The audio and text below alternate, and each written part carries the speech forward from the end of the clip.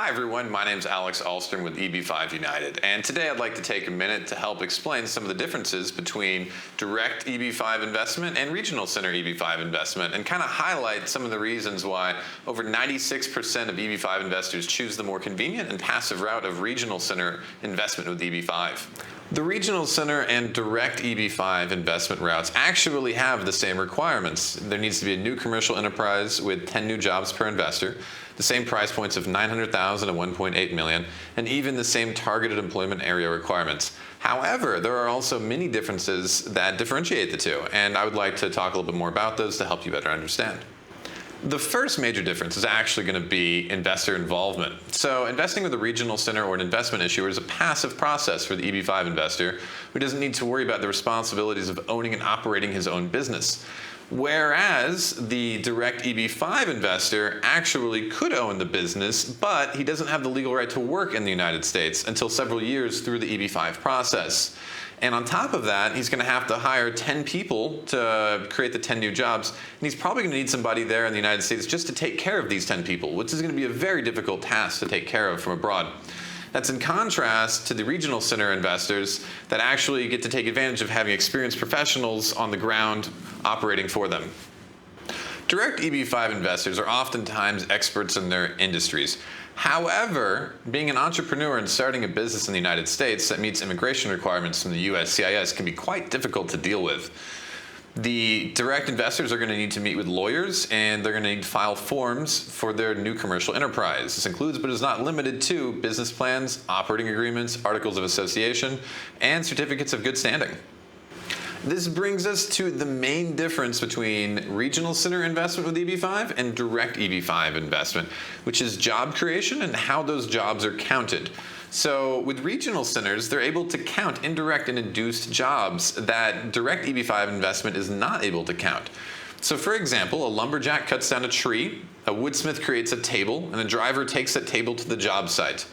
The regional center EB-5 is going to be able to count all of those as jobs, whereas a direct EB-5 investment is not going to be able to count those, because the direct EB-5 investment can only count W-2 direct payroll employees from the new commercial enterprise itself. Even if they contract somebody else to do work, you're not able to count those jobs. So what they do for the regional center job counting is actually use a multiplier. So you take the budget of the project, you multiply it by a number that the government gives, and that actually comes out with the total job creation. And so what happens is that you have more jobs with regional centers than you would have with direct investment. Another key point of regional center investment is that the jobs are actually able to be created and counted and ready and waiting for investors before they even come into the project. So if a project has been under construction for about a year, maybe they've already created 15 jobs per investor. Investors are able to come in and when they invest, take jobs that are already created and then count those to their job criteria. Whereas with direct EB-5 investment, that's not possible. You actually have to go create a new business and then start hiring people and keep those people for 2 years before you're able to count those jobs. So it's a bit more of an employment risk. On the contrary, direct EB-5 investment only allows for counting jobs that were hired directly through the new commercial enterprise and sustained for at least 2 years. So if there's a regional center project that may already have several hundred jobs created, this doesn't really translate over to the direct EB-5 investment route, which may only have a dozen or so from the exact same type of project. This also means that it may take millions more to create those 10 jobs for a direct EB-5 project than it would a regional center project. In all, over 96% of EB-5 investors decide to take the regional center route due to its low requirement for job creation and investor involvement. This allows these EB-5 investors to leverage the experience and know-how of EB-5 professionals to create a clearer path to their green card.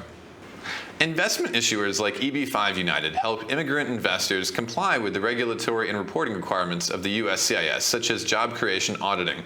We utilize our time, money, and experience to structure low-risk EB-5 investment opportunities that employ the benefits of the Regional Center program.